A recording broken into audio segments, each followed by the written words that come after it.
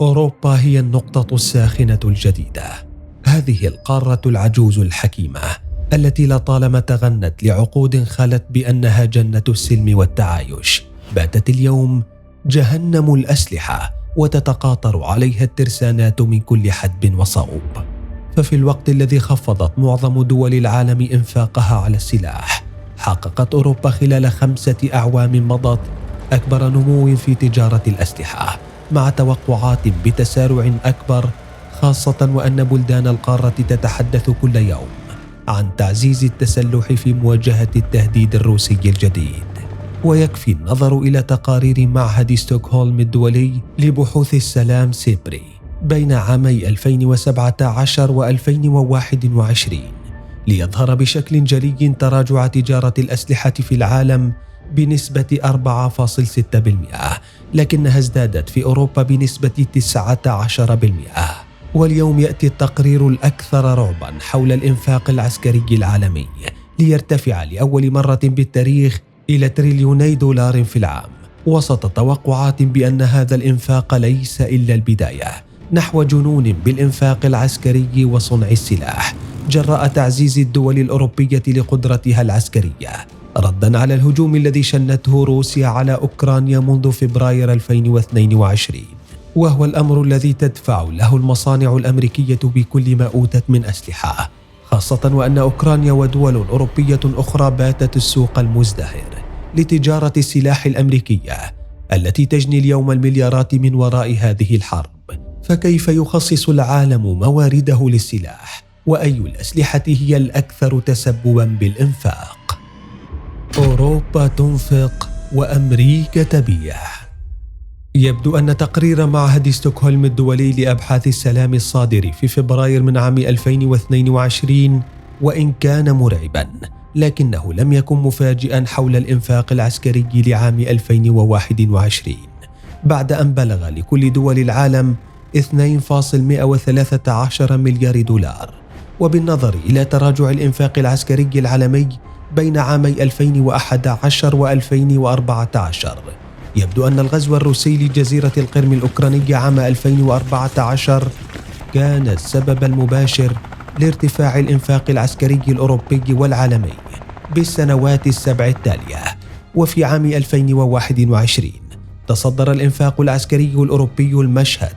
بعد أن مثل حوالي 20% من إجمالي الإنفاق العالمي،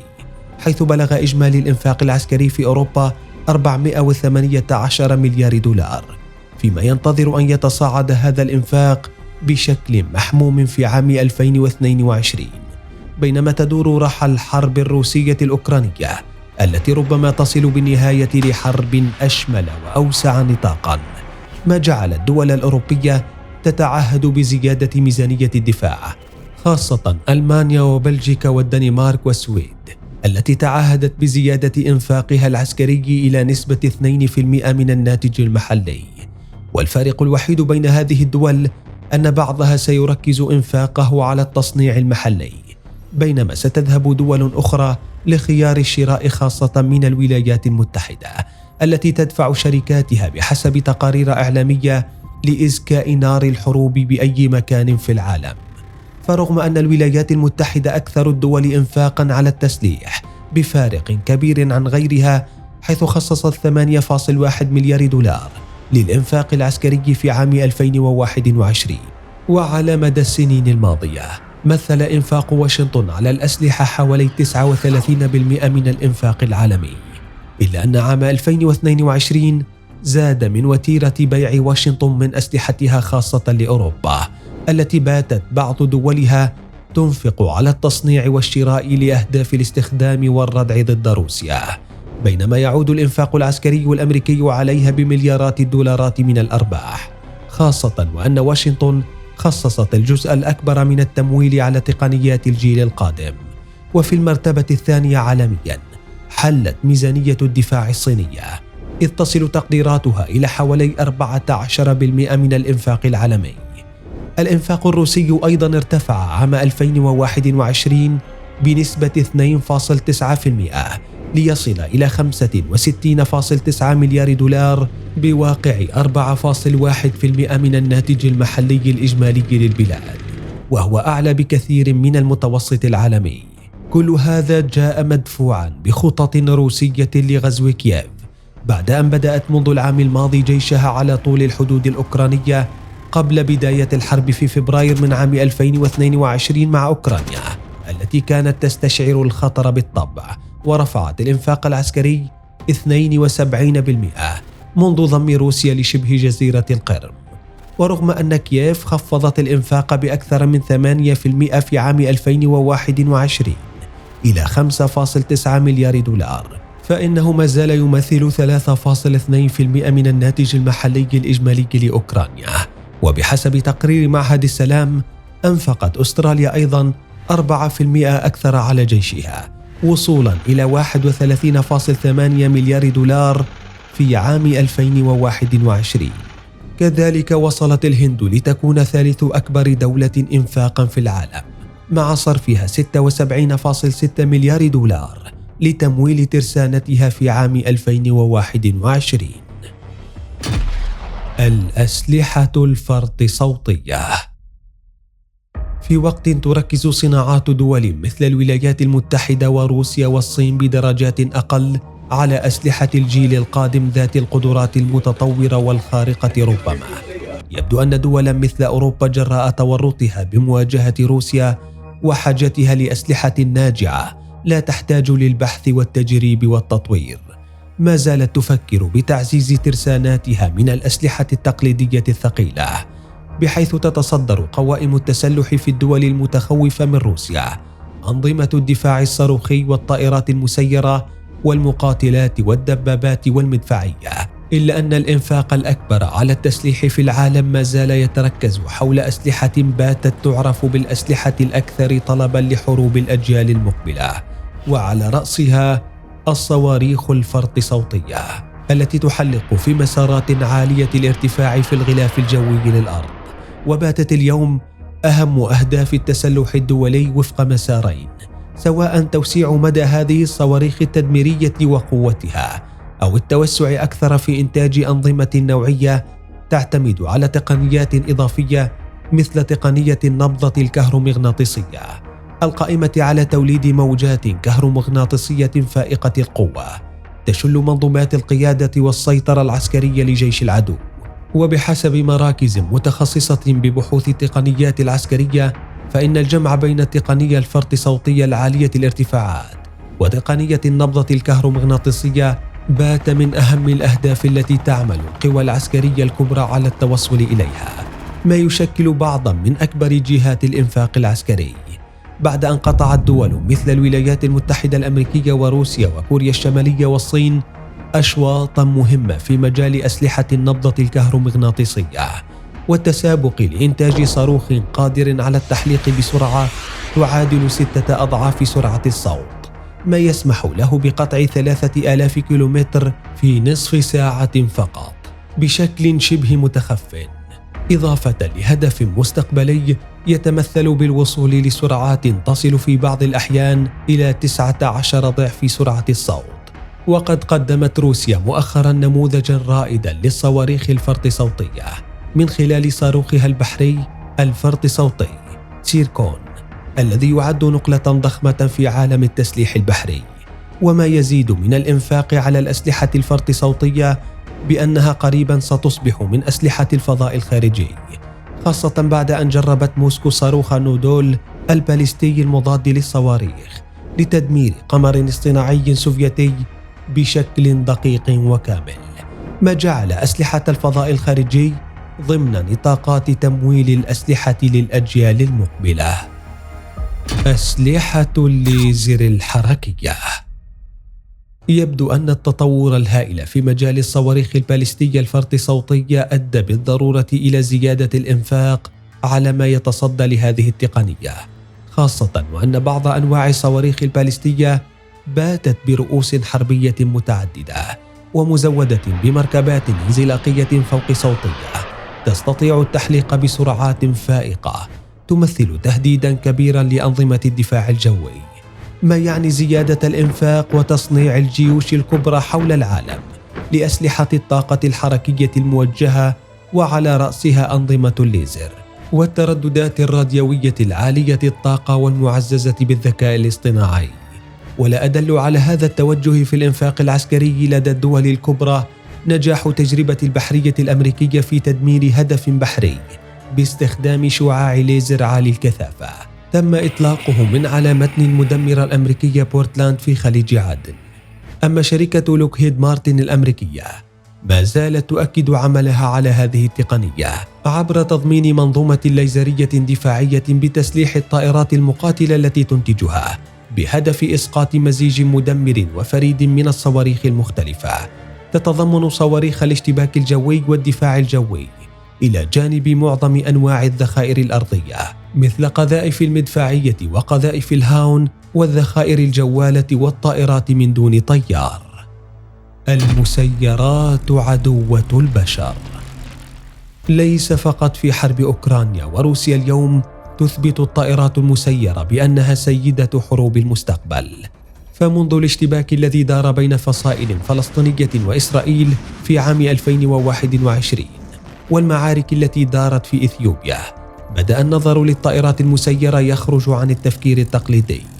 الذي أرسته أمريكا ومعها فرنسا لتصفية قادة الحركات المتطرفة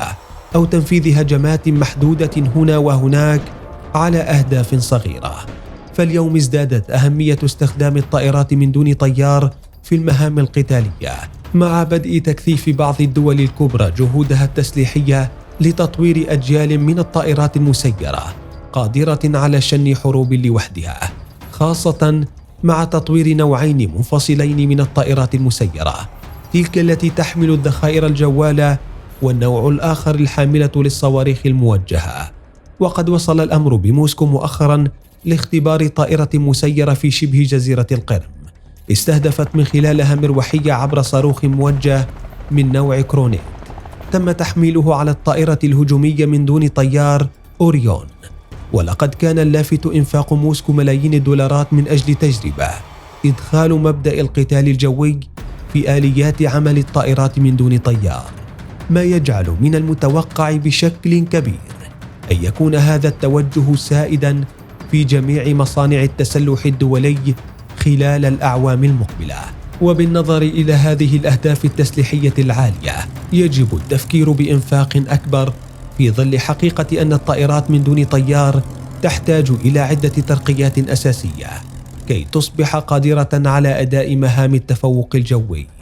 مثل رادارات الاشتباك الجوي والذخائر المضادة للطائرات والتدابير المضادة للتهديدات الجوية، ما يسمح للمسيرات بالاشتباك مباشرة مع الطائرات الأخرى سواء كانت من دون طيار أم كانت مقاتلات وقاذفات مأهولة. كما أن بعض الشركات الروسية والأمريكية بدأت مشاريع تكلف ملايين الدولارات لدمج تقنيات الإنذار الراداري المبكر في الطائرات من دون طيار، ما يسمح لهذه الطائرات مستقبلا بالعمل ضمن نمط مشابه للمهام التي تنفذها طائرات الإنذار المبكر ذات الجناح الثابت. وبعد إنفاق مبالغ ضخمة وجهود مضنية يبدو أن الصين اقتربت كثيرا من إدخال تقنية فريدة على المسيرات هي خاصية التحكم الذاتي ضمن أسراب، ما يعني تحويل الطائرات الهجومية من دون طيار من مرحلة التحكم البشري إلى مرحلة التحكم الذاتي الكامل أو شبه الكامل، ما يعني خطورة ترك الروبوت المتحكم بالطائرة المسيرة اتخاذ قرار من يموت ومن يعيش ضمن الحروب المستقبلية، إذ إنه لحد اليوم تتبع الطائرات من دون طيار في تشغيلها لسيطرة العنصر البشري والتحكم بها مع إمكانية برمجة الهبوط والإقلاع آليا. لكن التقدم الصيني في مجال تشكيل أسراب مسيرات بتحكم ذكاء صناعي جعل واشنطن تنفق نحو 865 مليون دولار عام 2020 للبحوث المتعلقة بتشكيل أسراب من الطائرات من دون طيار، وهو الأمر الذي فعلته روسيا أيضا مع تخصيص مبالغ ضخمة لم يعلن عنها. أما في بريطانيا يتم التركيز في تصنيع المسيرات على تشكيل أسراب الطائرات من دون طيار خلال الأعوام المقبلة للعمل كوسائط للتشويش الإلكتروني عبر تجهيزها بمنظومات للحرب الإلكترونية توفر لها القدرة على التشويش على رادارات الدفاع الجوي المعادية، ومن من التوجهات المستقبلية لتصنيع الطائرات من دون طيار في أوروبا الجمع بين الطائرات من دون طيار والطائرات المقاتلة المأهولة، مثل برنامج الطائرات المساندة من دون طيار شبه المستقلة. وقد أنفقت دول أوروبا وخاصة بريطانيا مبالغ ضخمة على برنامج تصنيع الطائرات المقاتلة الخفيفة المتوسطة التكلفة بهدف نشر هذا النوع من الطائرات من دون طيار جنبا إلى جنب مع المقاتلات الحربية المأهولة مثل مقاتلات F-35، حيث تعمل الطائرات من دون طيار كوسيط لحماية المقاتلات وتنبيهها من أي نشاطات عدائية، وكذلك كوسائط للتشويش والإعاقة. النووي الاستراتيجي والتكتيكي. في وقت كان يعتقد الجميع أن العالم متجه نحو تقليص أعداد الرؤوس العسكرية، أطلت حرب روسيا وأوكرانيا برأيها لتذكر بأن أي من الدول النووية لن تفكر بالتخلي عن أسلحة الردع، بل حتى أنها بدأت تنفق أكثر وأكثر لتنمية الردع النووي بصيغ عدة. فإن كانت روسيا وأمريكا تحتلان صدارة الدول النووية عسكريا، فإن إنفاق الصين الهائل على النووي بات أكثر ما يقلق الغرب، مع تقارير تفيد أن بكين تبني مرتكزات نووية عسكرية جديدة غرب البلاد، وهي عبارة عن صوامع تحت أرضية تخزن فيها صواريخ باليستية ذات قدرات تقليدية ونووية. كما أن الإنفاق الكبير على السلاح النووي يظهر مع نشر أمريكا لأول مرة 10 قاذفات استراتيجية نووية قرب الأجواء الروسية. كما نشرت روسيا أيضا منصات صواريخ نووية جديدة موجهة نحو أوروبا وأمريكا. كما عادت إلى الواجهة ملف الغواصات النووية كلاعب أساسي ضمن ديناميات الردع العسكري الدولي، حيث بدأت تعاقدات الشراء العسكرية الدولية تتضمن طلب تصنيع وشراء الغواصات النووية، ما يكرس سباق عسكري بحري دولي نووي تتسابق خلاله الدول على امتلاك العدد الأكبر من الفرقاطات الثقيلة والغواصات النووية وحاملات الطائرات، ما يجعل المشهد الحالي قريبا من مشهد التسلح البحري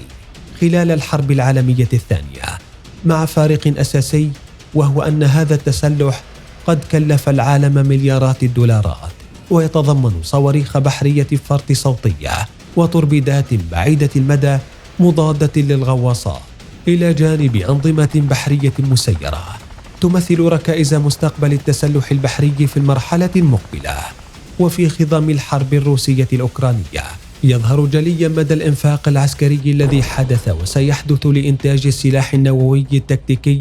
أو السلاح النووي غير الاستراتيجي،